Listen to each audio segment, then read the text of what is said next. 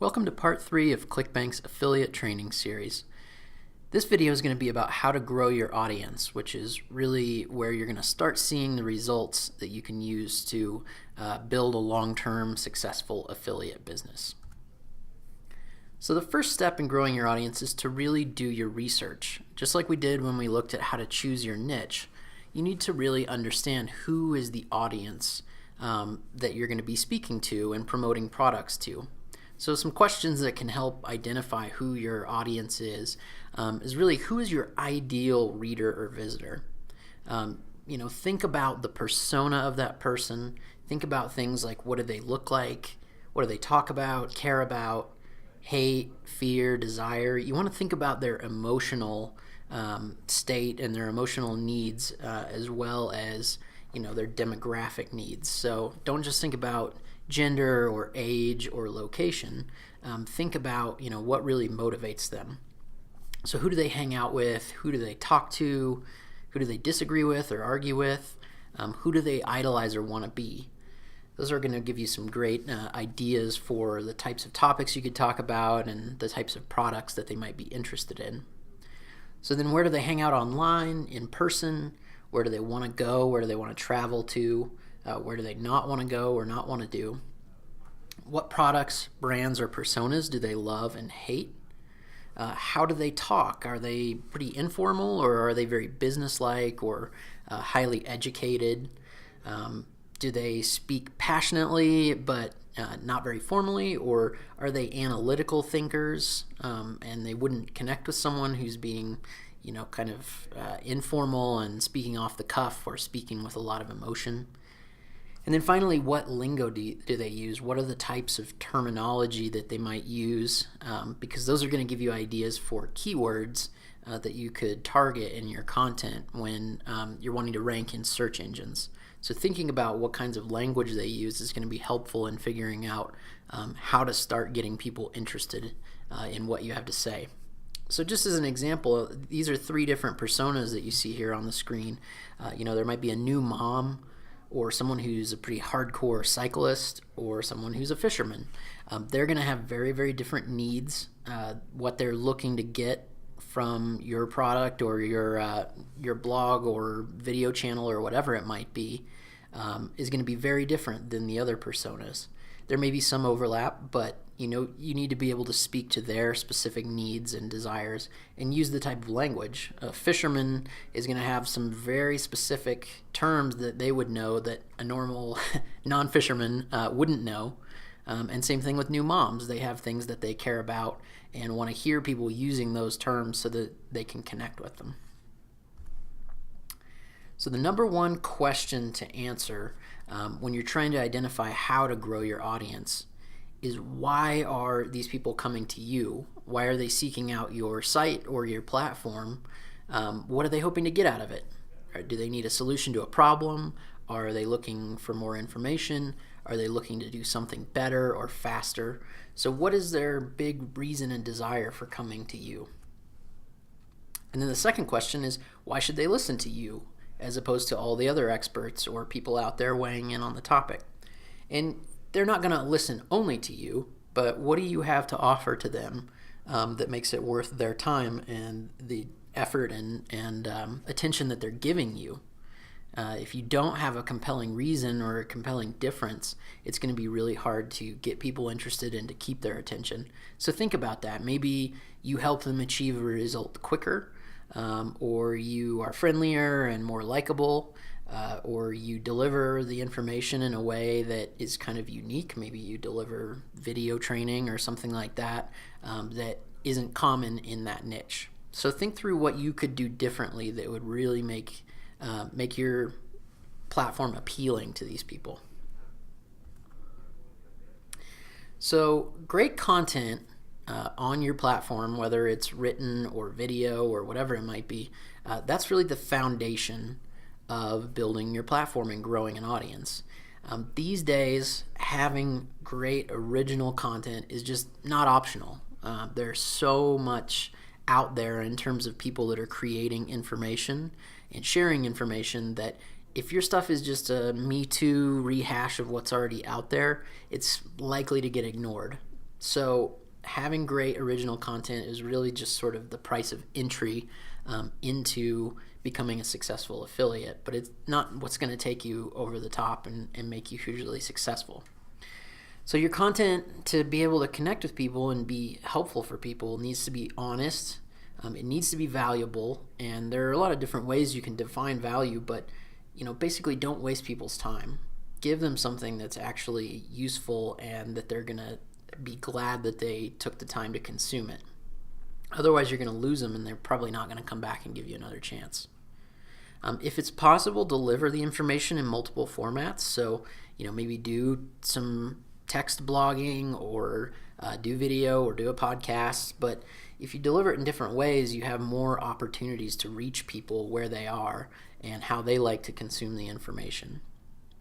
The next one is make it as short as possible, but no shorter. People don't have a lot of time online. There are a million things competing for their attention. So you want to say things as concisely as you can, but don't make it so short that they don't actually get anything useful and valuable out of it. And then above all, make it results oriented. That's what's going to really resonate with people and get them liking it and wanting to come back to you and recommend you to their friends, which is going to help grow your audience, is if you can actually deliver a result for them. If they read it and just say, yeah, that's interesting, but there's nothing I can use here, then they're likely to go away and not necessarily come back. So you want to deliver some kind of result, and then they're going to tell other people about you and be really committed and excited about promoting you. So one of the things that can really set you apart and make you stand out in your niche is having a personality. And there are a lot of different ways you could go with this, similar to how we talked about personal brand versus business brand.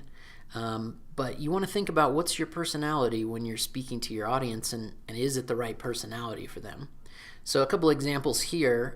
Jim Rome, who's a sports analyst and talk show host and things like that. He's very opinionated.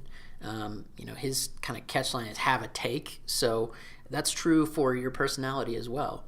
You need to have a certain opinion or certain angle on things that lets people identify with your point of view or disagree with you and say, this guy's not for me. What you don't want to be is everything to everyone, because then you end up being boring and no one is excited to follow you or hear from you or to argue against you. And having people argue against you is not a bad thing at all. That can actually get you more attention. It can kind of build a tribe around you where people say, hey, I agree with this guy, so I'm going to argue on their behalf. So, somebody like Jim Rome is very polarizing. People either like him or hate him, and the people who like him really, really like him, and the people who hate him can't stand him. And that's not a bad thing. He's been able to build a very large and successful platform by having that kind of personality. Similarly, Jillian Michaels, who we mentioned earlier, she's known as being sort of the mean personal trainer who gets a lot out of people by pushing them and berating them and pushing them beyond their comfort limits. So that's another great example of that's kind of her brand and what sets her apart from a lot of other personal trainers who might be totally supportive and kind and trying to be gentle with people.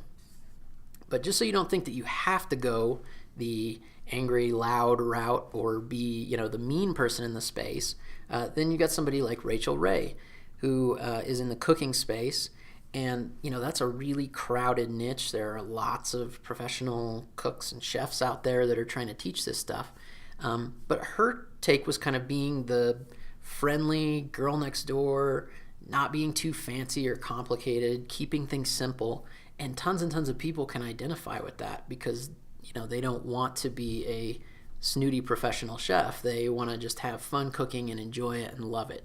So you can take that route too and be the friendliest person in your industry and be someone that people can identify with and really like. So earlier we talked about building a brand and how important that was.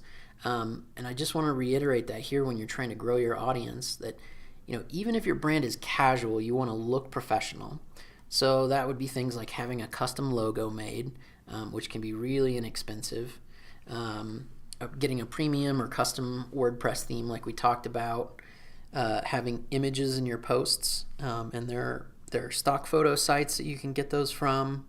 You can do Creative Commons free image searches to find things to use.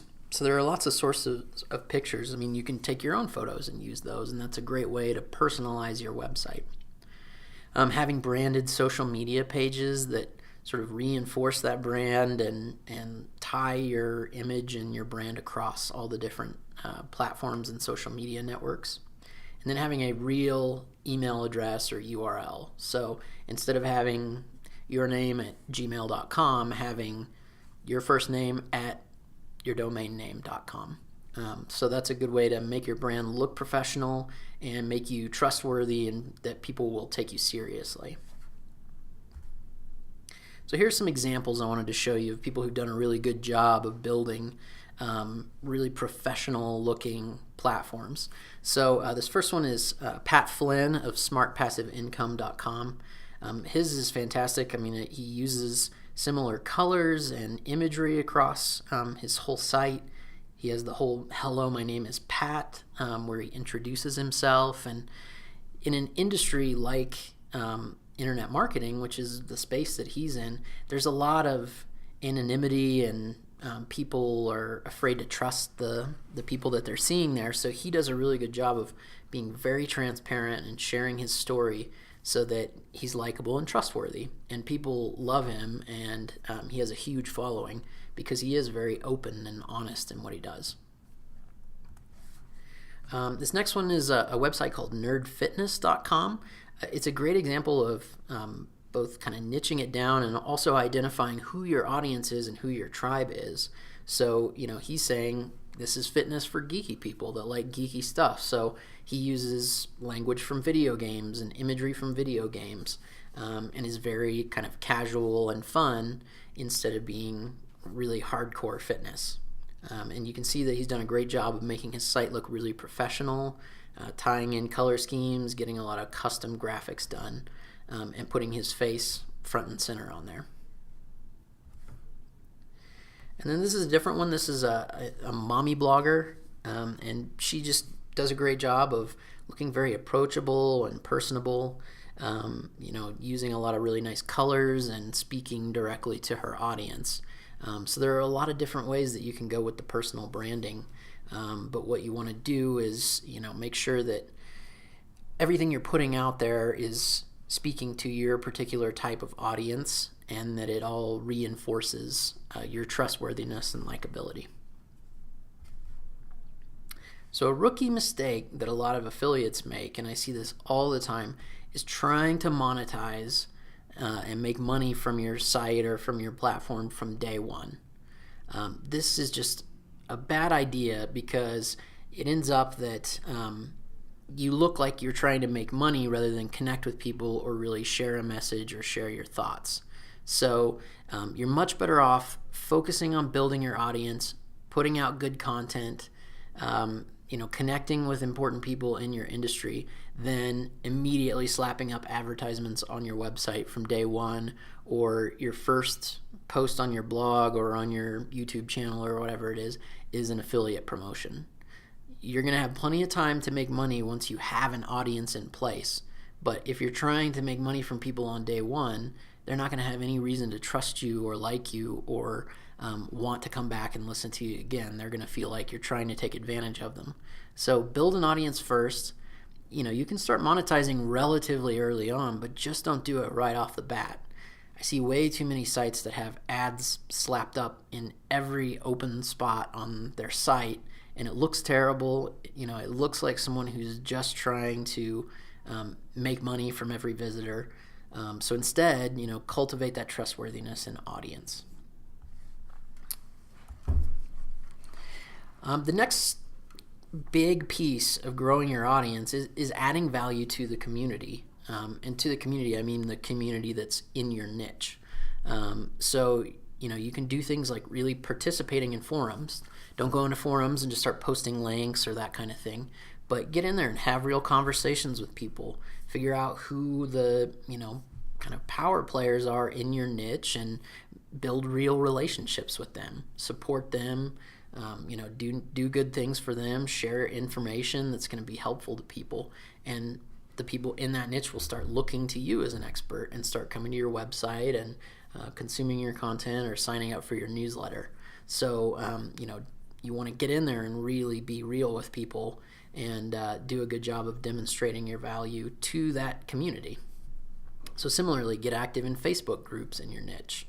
Network on Facebook and Twitter with the people that are decision makers or that are players in your niche, and they don't necessarily have to be the absolute A-level people that are hard to get a hold of.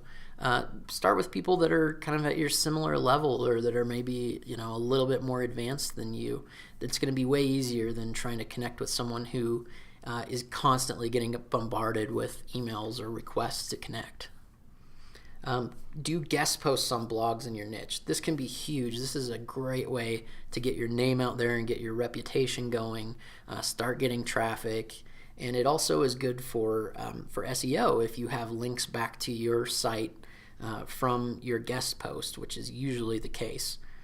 So that's a great way. Write content for your guest posts or guest videos or whatever it might be that is very, very relevant to that particular blog's audience. So do some research again. Read through the types of posts that they've posted on their site, what gets the most comments, what their audience seems to be most interested in or having questions about, and do a guest post that addresses that.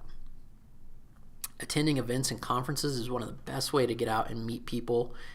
There's something about face-to-face interactions that takes down a lot of the barriers people put up online with being anonymous or not knowing whether to trust somebody. When you meet someone face-to-face, it's so much easier to trust them quickly, and it can be a great way to get to know people and find people that you can support and that can support you. And then finally, on your site or on your platform, link out to other valuable resources and sites. That's another common mistake I see, is that people are afraid to send their visitors anywhere else online, and it just doesn't work. You need to share things that are going to be useful to your audience, and they'll appreciate you for it and reward you for it instead of forgetting all about you. If you're the person that tells them about some great resource, and not necessarily a product, but another blog that might be useful or a great video or something like that, then they're going to remember that and appreciate you for it.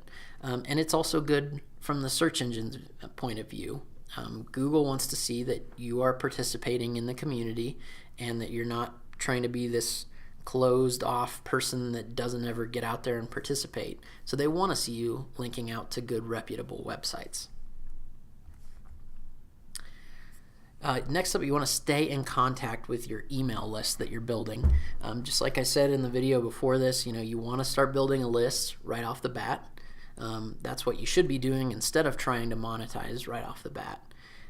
So besides just sending out your content and updates, again, you want to share great resources and information, other things in the community and not just stuff from your own website or products.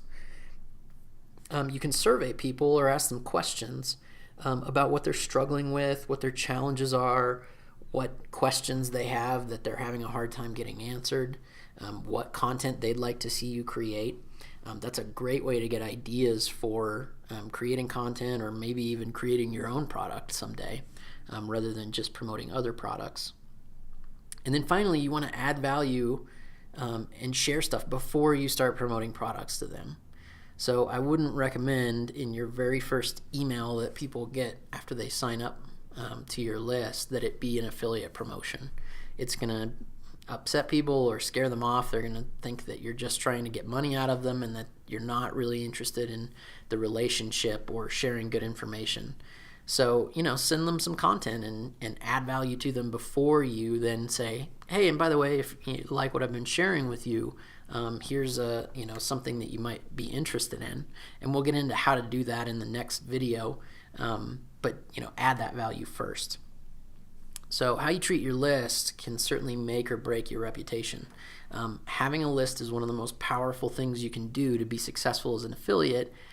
And if they feel like you're just constantly bombarding them with affiliate promotions, they're going to get upset by that and unsubscribe from your list. So you want to be a hero to them. You want to be the person that they look forward to getting your email in their inbox.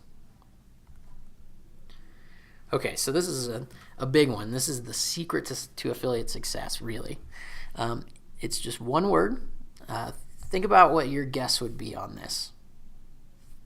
So that word is consistency. And this is something that seems to be one of the biggest challenges and the biggest places that people fall down when they're starting their affiliate business. Is they get into it, they get really excited, they do a bunch of work for a week or two, and then get discouraged that they haven't made any money yet and give up completely. And it just doesn't work. You're going to have to put in regular, consistent action, even if it's only 10 minutes a day or 15 minutes a day. That's going to show much better results than doing a bunch of work in a short burst and then never touching it again. So, you want to be blogging consistently or creating videos consistently or mailing your list consistently. Too many people are thinking short term on this, and as soon as they start slowing down or they don't see the results that they were hoping to see, they give up. But the people that keep working consistently are the ones that can push through that and actually get the big results and the sustainable results that they're going to be able to see the benefits of for years. So that's it for this video. In the next and final video, we are going to talk about how to actually go about referring products in a way that's going to be successful and is going to make you money. So thanks for watching, and I'll see you there.